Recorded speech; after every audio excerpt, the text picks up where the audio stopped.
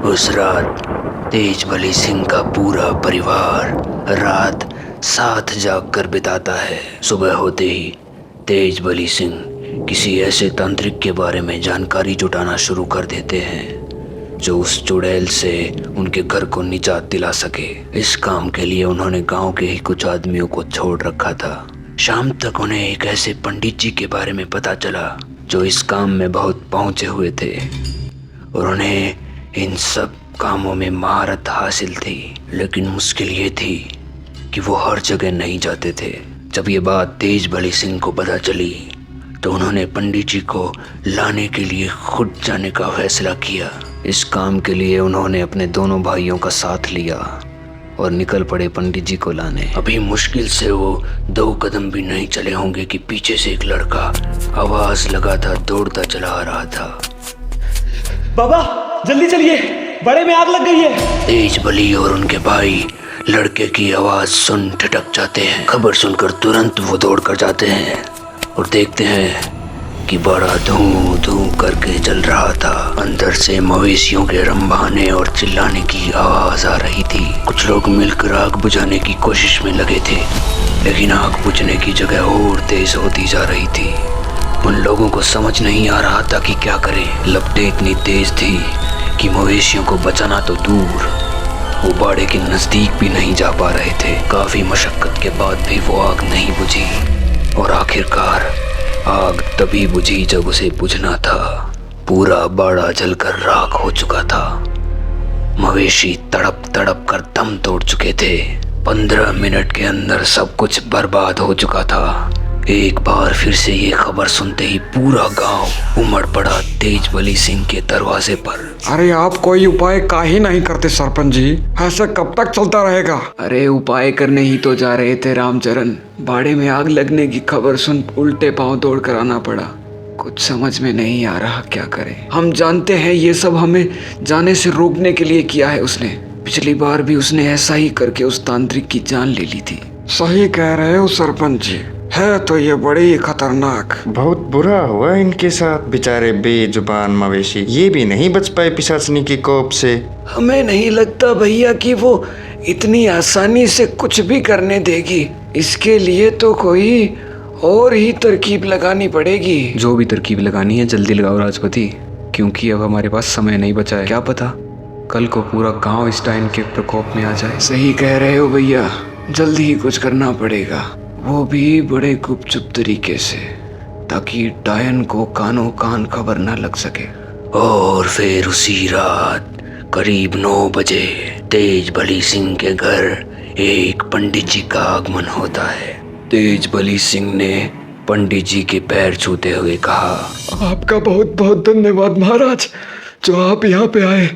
अब आप ही बचा सकते हैं उस कमीनी डायन से हमें। कल्याण हो बच्चा, ईश्वर भला करेंगे। मैं कुछ भी करूं, इससे पहले मैं एक बार तुम्हारे पूरे घर का निरीक्षण करना चाहता हूं। जी महाराज, कुछ भी करें, लेकिन हमें उस डायन से बस छुटकारा दिलवा दें। इसके बदले में आप जो कहेंगे हम आपको वो दे देंगे। जिनको दे ऊपर वाला दे बच्चा। हम इंसान किसी को क्या दे सकते हैं? ये रुपया पैसा हमारे लिए माटी के समान है। पंडित जी के बगल में खड़ा उनका शिष्य जो उनकी सारी बातें सुन रहा था, उसने तेजबली सिंह को पंडित जी के गुणों के बारे में अवगत कराते हुए कहा, गुरुजी आपके यहाँ किसी प्रलोभन से नहीं आए हैं। ये तो जल्दी कहीं जाते भी नहीं। वो तो आपके यहाँ इतनी बड़ी समस्या सुन मास्टर जी के बहुत विनती करने पर यहाँ आने के लिए तैयार हो गए। भाग्य प्रबल था आपका जो आपको इनके दर्शन हो गए। अब आप तनिक चिंता ना करें, हमारे गुरुजी ने आज तक बहुतों का उद्धार किया है। अब जब इनके पांव आपके यहाँ पड़ गए हैं तो बस इतना समझ लीजिए कि आपकी मुसीबत बहुत जल्द दूर हो जाएगी। चले, अब आप एक बार इन्हें पूरे घर का निरीक्षण करवा दें। आइए आइए महाराज आइए। कहते हुए तेजबली सिंह पंडित जी को लेकर घर के मुख्य द्वार तक पहुंचते हैं। लेकिन भीतर जाने के लिए जैसे ही पंडित जी घर के मुख्य चौखट पर पांव रखते हैं, वैसे ही उन्हें जोर का झटका लगता है। ये अनुभव करते ही पंडित जी का पूरा शरीर सिंहर उठता है। हर हर शंभू, हर हर शंभू, हर हर शंभू। क्या हुआ महाराज, आप रुक क्यों गए? अंदर आइए।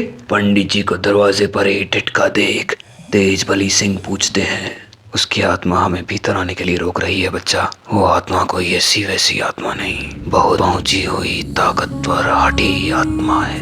इतना कहने के साथ ही पंडित जी ने अपनी आंखें बंद कर ली और मन ही मन कुछ मंत्र पढ़ने लगे। उन मंत्रों का प्रभाव इतना ताकतवर था कि उन्होंने आसानी से एक चौखट पार कर ली। पूरे घर का निरीक्षण करने के बाद उन्होंने कहा, यहाँ तो अनेकों बुरी आत्माओं ने अपना डेरा जमाया हुआ है, इनको यहाँ से निकालना इतना आसान नहीं होगा। इस घर से उनकी आत्माओं का जुड़ाव बहुत पुराना है और जिस जगह से किसी आत्मा का जुड़ाव हो जाता है उस जगह को छोड़ना हर एक के लिए मुश्किल हो जाता है। फिर वो चाहे एक जीता जागता इंसान हो या किसी मरे हुए शरीर की आत्मा, लेकिन फिर भी मैं अपनी तरफ से पूरी कोशिश करूंगा। भगवान शंभुनाथ अगर चाहेंगे तो बहुत जल्द वो बुरी आत्माएं यहाँ से चली जाएंगी, लेकिन इसके लिए मुझे एक पूजा करनी होगी। ये पूजा आधी रात 12 बजे से शुरू होगी जो पूरे 4 घंटे चलेगी। तत्पश्चात मैं उन बुरी आत्माओं का आवाहन करूँ। पूजा हमें आज रात्रि करनी होगी क्योंकि आज भोलेनाथ का दिन है। ये पूजा उनके दिन घड़ी में की जाती है तो भोलेनाथ प्रसन्न होकर उस कार्य को हर हाल में सफल करते हैं। हर हर शंभू, हर हर शंभू। अभी 10 बज रहे हैं, ठीक 12 बजे पूजा शुरू होगी। तब तक उस पूजा के लिए ये कुछ विशेष सामग्री है, आप इनका इंतजाम कर लें।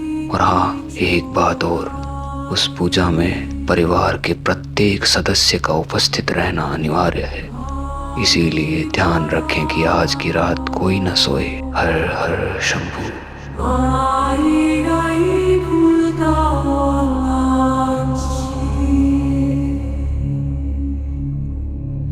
किसने किया बदनाम से,